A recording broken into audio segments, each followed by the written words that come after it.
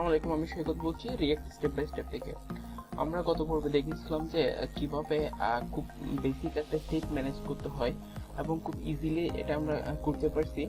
আজকে আমরা একটু ডিফারেন্ট কিছু দেখবো, সেটা হচ্ছে একটা কম্পোনেন্ট থেকে ডাটা কিভাবে অন্য কম্পোনেন্টে আমরা পাস করতে পারি সেটা দেখবো। তো আমি রীতিমতো কোড স্যান্ডবক্সে করতেছি। আপনারা যদি এমনিতে এডিটরে করতে চান কোনো সমস্যা নেই।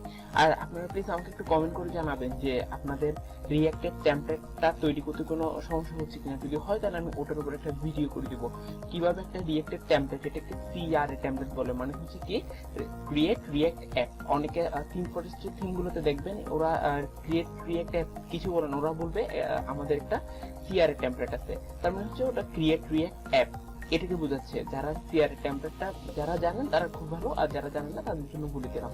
তো যাদের সিআরএ টেমপ্লেটটা তৈরি করতে সমস্যা হচ্ছে বা কোনো অসুবিধা ফেস করতেছেন তারা একটু কমেন্ট করে জানাবেন, আমি নিশ্চয়ই এটা দেখাবো।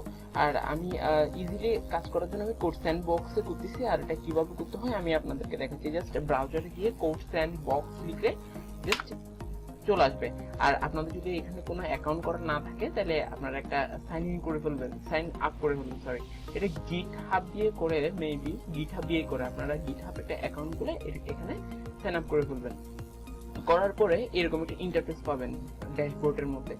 তো আপনারা যেহেতু রিঅ্যাক্ট নিয়ে কাজ করতেছেন, তো এখানে আপনারা রিঅ্যাক্টের টেমপ্লেটটা খোঁজার চেষ্টা করবেন। এখানে যদি আমি একটু লিখি যে রিঅ্যাক্ট, আচ্ছা এগুলো হচ্ছে আমি যা করছি সবগুলোর টেমপ্লেট। আমি কিছু কাজ করছিলাম গত পর্বে মেবি আমি এটারই কাজ করছিলাম।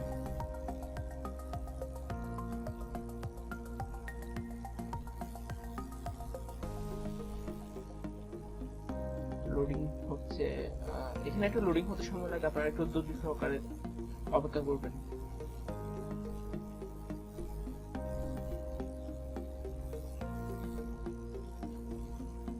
হ্যাঁ দেখুন, এটা হচ্ছে মেবি গত পর্বের ওটা। হ্যাঁ লাইক দিতে এরকম। যাই হোক, আপনারা যদি নতুন একটা করতে চান তাহলে এখানে ক্লিক করবেন, জাস্ট উপরে এটাতে ক্লিক করবেন, আর করার পরে মেবি ড্যাশবোর্ডে যাবে আবার। হ্যাঁ ড্যাশবোর্ডে আসলো। আসার পরে আপনারা যদি টেমপ্লেট তৈরি করতে চান টেমপ্লেটে যাবেন।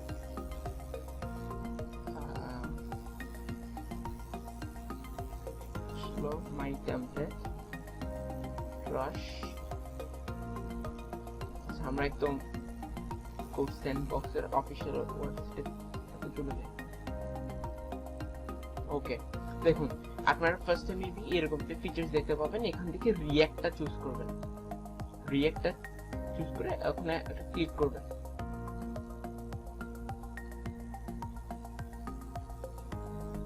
দেখুন আমি মনে হয় মেবি একটা নতুন একটা তৈরি করে ফেলছি, আপনারা একটা তৈরি করে ফেলবেন এইভাবে কাজ করার জন্য।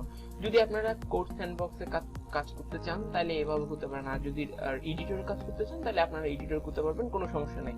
আর তার জন্য যদি এডিটরে রিঅ্যাক্ট সিআরএ টেমপ্লেটটা তৈরি করতে কোনো সমস্যা হয় প্লিজ আমাকে একটু কমেন্ট করে জানাবেন, আমি নিশ্চয়ই এটার জন্য একটা ভিডিও তৈরি করে দিব।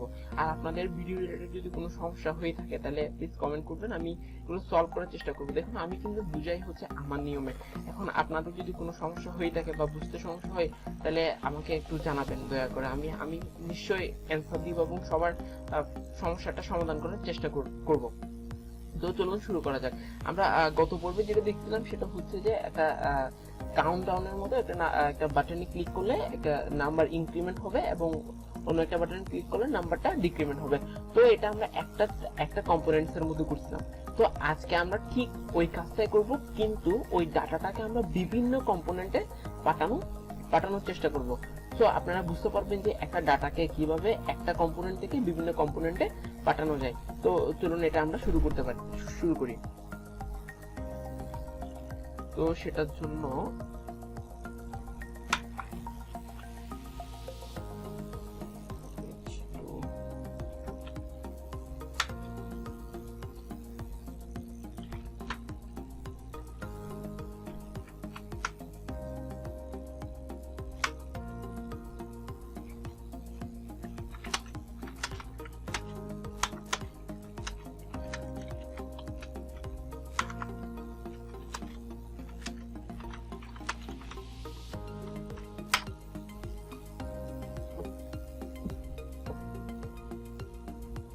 আমি জাস্ট এস2ডি এরকম কিছুটা লিখলাম। তো আমরা রীতিমতো এখানে একটা কম্পোনেন্ট নামে ফোল্ডার তৈরি করব।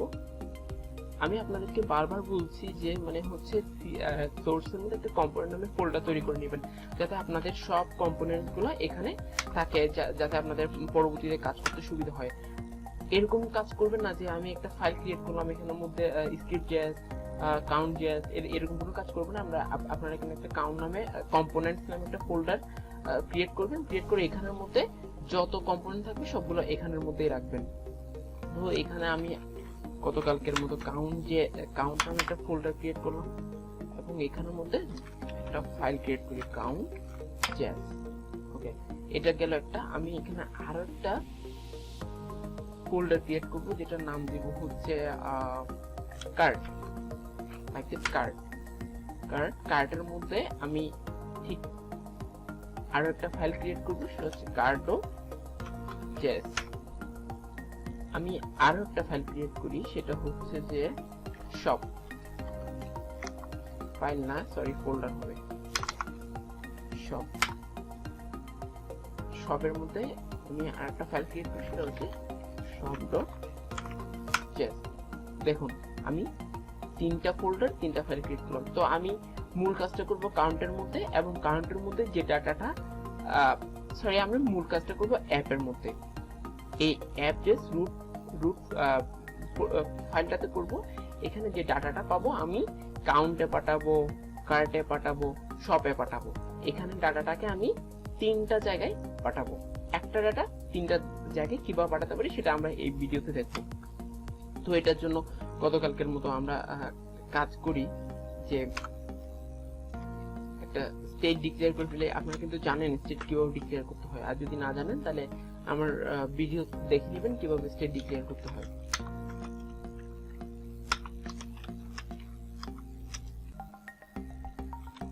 আচ্ছা, এখানে আমি react.use স্টেট দিচ্ছি। আপনারা চাইলে রিঅ্যাক্টটা না দিয়েও পারবেন।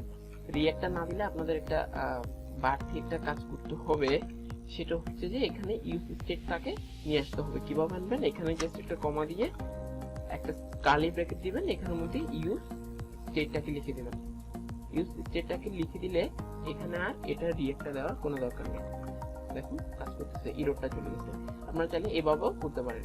আচ্ছা, আমি এখানে দুইটা বাটন ক্রিয়েট করি গতকালকের মতো।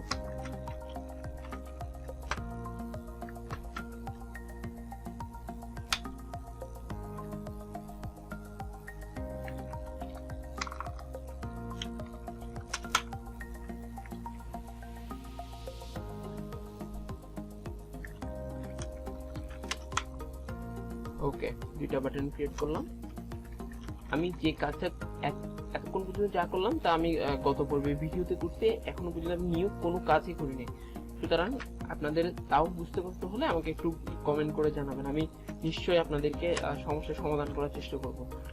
সেট কাউন্টটাকে ধরে আমি আগে বুঝতাম সেট কাউন্টটা একটা ফাংশন হিসেবে কাজ করে, কাউন্টের মানটাকে বাড়িয়ে দিলাম। ওকে, এখানেও ঠিক অন ক্লিক দেবো, অন ক্লিক। এটা কেন দিচ্ছি আমরা, প্রথম প্যারেনথেসিসটা কেন দিচ্ছি, এটা যদি না দিই তাহলে হচ্ছে আমাদের সেট কাউন্টটা বারবার কল হতে থাকবে, যার ফলে অ্যাপ্লিকেশনটা একটা হ্যাং হয়ে যাওয়ার সম্ভাবনা থাকে। এটা হয় এটা আমি যদি প্যারেনথেসিস না দিই তাহলে অ্যাপ্লিকেশন সেট কাউন্টটা বারবার কল হবে এবং একটা বিশ্রী পরিস্থিতি সৃষ্টি হবে। সুতরাং আমরা এরকম চাই না, এই জন্য আমরা এখানে প্যারেনথেসিস দিয়ে দিলাম। তার মানে হচ্ছে এখানে ক্লিক করলে কাজ করবে, আদারওয়াইজ এখানে কাজ করবে না। মানে এখানে কাউন্টের মানটা 1 মাইনাস হবে তখনই যখনই ক্লিক করবে, ক্লিক করা ছাড়া কাজ করবে না। আচ্ছা, এখানে কাউন্টটাকে লিখলাম এবং এটাকে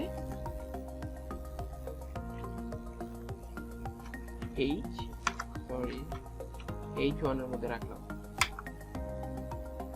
H1 এর মধ্যে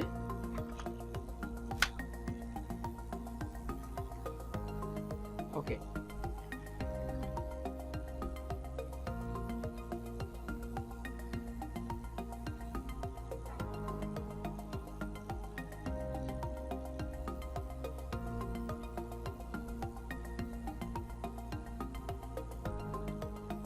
ওকে, আসছে, আমরা করে ফেলতে পারছি ফাইনালি। ওকে, একটা জিনিস খেয়াল করবেন, এই পুরো ডাটাটা আছে, কাউন্টের ডাটাটা আছে হচ্ছে কোথায়, আমাদের app.js ফোল্ডারের মধ্যে। তো এখানের মধ্যে আমি কাউন্ট, কার্ড, সবগুলোকে এখানে ইম্পোর্ট করব। ইম্পোর্ট করে ডাটাগুলোকে আমি কার্ড, কাউন্ট, সবের মধ্যে পাঠানোর চেষ্টা করব, দেখি পারি কিনা। কার্ড নিলাম, কার্ড আসছে না।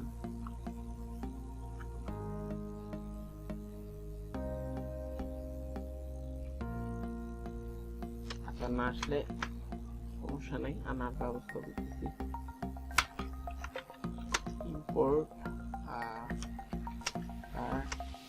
ফ্রম, কোথায় যাবে,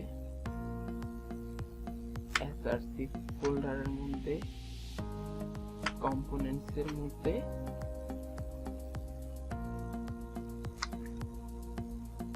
কার্ড।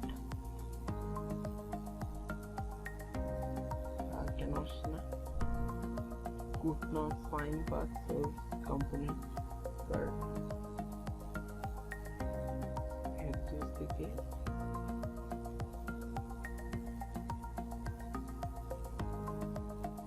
ওকে।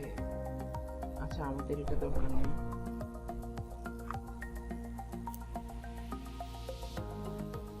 আচ্ছা, এটা একটু বেচার করতেছে, কেন করতেছে দেখি, চেষ্টা করে পারি।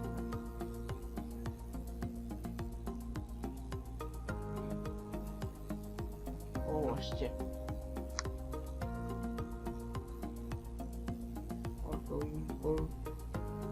ও আচ্ছা, না আসার কারণ হচ্ছে, আমি আপনাদেরকে একটু বলি কেন আসতেছে এটা। তার প্রধান কারণ হচ্ছে আমরা এখানে রিয়েক্টের স্ট্রাকচারটা নিয়ে আসি,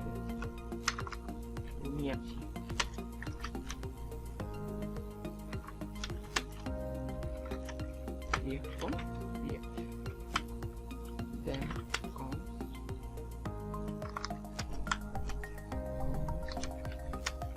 card,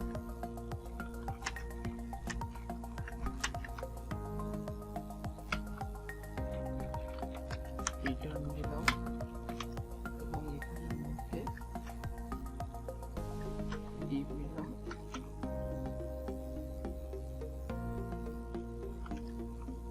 আচ্ছা, আসলো export default card, এখানে আবার কি হলো, ওকে, এভরিথিং ইজ পারফেক্ট। তো আমরা এভাবে করে এগুলো তো করে ফেলি, এবং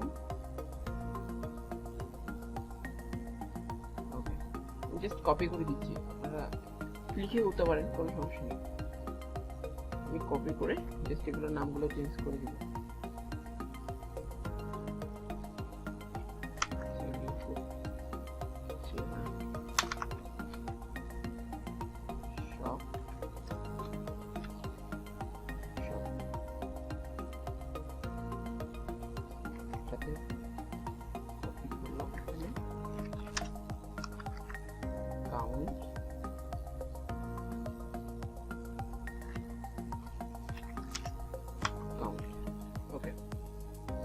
এখানে আনলাম অ্যাপ.js এর মধ্যে, এগুলাকে আমি এখন সবগুলাকে পাঠাবো।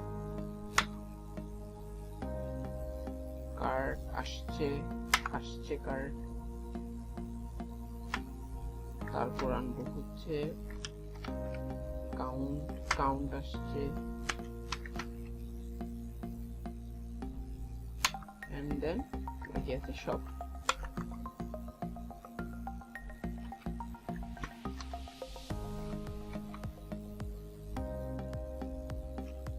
আসছে,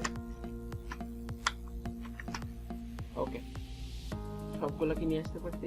তো আমরা এখানে যাই, কিছু একটা লিখি, কার্টের মধ্যে যে h2 বা h3,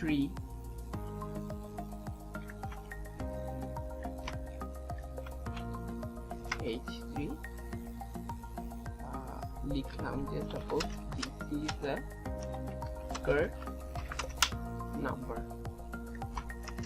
আপাতত কিছুই নেই, এভাবে রাখলাম। তো এটাকেও কপি করে এখানে গেলাম, এটাকে এখানে পেস্ট করলাম, করে এখানে বলে দিলাম এটা শপ নাম্বার, আর এখানে গেলাম। আচ্ছা, এখানে আবার বেজার বেজি আছে,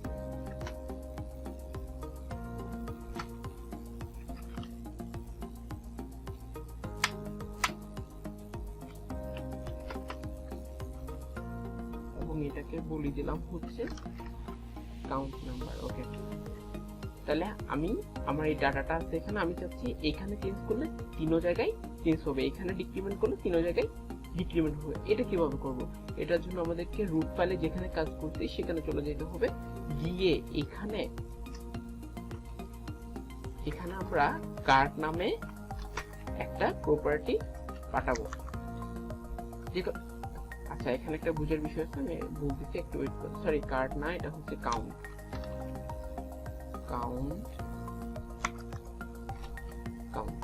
ওকে, এটা হচ্ছে নাম, এটা আমরা যে কোনো নাম দিতে পারবো। আমি এখানে কাউন্ট দিই বা কাউন্টিং দিই বা নাম্বার দিই, যে কোনো একটা। কিন্তু এখানের ভিতরে যে ডাটাটা দিব সেটা হচ্ছে এই কাউন্টটা, যেটা দিয়ে আমরা ওই যে এখানে ক্লিক করলে চেঞ্জ হচ্ছে সেই মানটা, ইনিশিয়াল মানটা 0, আমি চাচ্ছি সব জায়গায় ওই মানটা পেয়ে যাবে। তো আমরা এখানে এটা পাঠাই দিলাম। তো দেখি কাজ করে কিনা। আমরা তো কার্টে পাঠালাম, কোথায় পাঠালাম? কার্টে পাঠালাম। কার্ট এটা রিসিভ করবো কিভাবে? এই জাস্ট প্যারেন্থেসিসের মধ্যে আমাদেরকে দিতে হবে প্রপস। প্রপস কি করে? কোনো ডাটাকে পাঠালে ওই কম্পিউটারের মধ্যে সেটাকে রিসিভ করবে। রিসিভ করার পর এখানে আমাদের একটা সেকেন্ড ব্র্যাকেট দিতে হবে, দিয়ে প্রপস ডট কাউন্ট, কাউন্টটাকে আমাদেরকে নিতে হবে। নিলাম, দেখেন এখানে চলে আসছে। তো ক্লিক করি, দেখছেন চেঞ্জ হচ্ছে, ডিক্রিমেন্ট করলাম, হচ্ছে। তো ঠিক সেম কাজটা আমরা এগুলো তো করে ফেলি। প্রপস দিলাম, আমরা কিন্তু কোনো ডাটা পাস করিনি, আমরা এটা করে ফেলি, দেন পাস করে দিব এটা প্রপস ডট কাউন্ট। এখন একটা এরর দিতে পারে হয়তো বা, আচ্ছা দেয় নাই, বহুত বলছিল।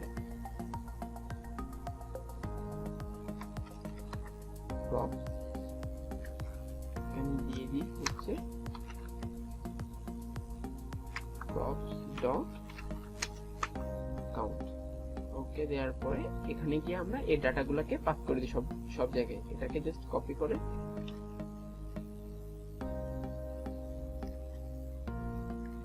এখানেও পাঠাই দিলাম, এখানেও পাঠাই দিলাম। ওকে, অলরাইট, এভরিথিং ইজ পারফেক্ট। দেখেন, ক্লিক করলাম, সব জায়গায় চেঞ্জ হলো, ক্লিক করলাম, সব জায়গায় চেঞ্জ হলো।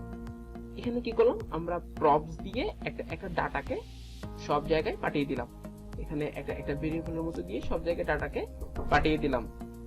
দেন আমরা এখানে এটা রিসিভ করতে পারছি প্রপস হিসাবে। ওকে, ঠিক আছে, আজকের ভিডিও এতটুকু পর্যন্তই ছিল।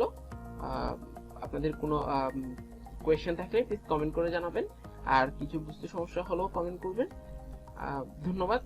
ভিডিওটি ভালো লাগলে লাইক করবেন, শেয়ার করুন, সাবস্ক্রাইব করবেন। ধন্যবাদ সবাইকে।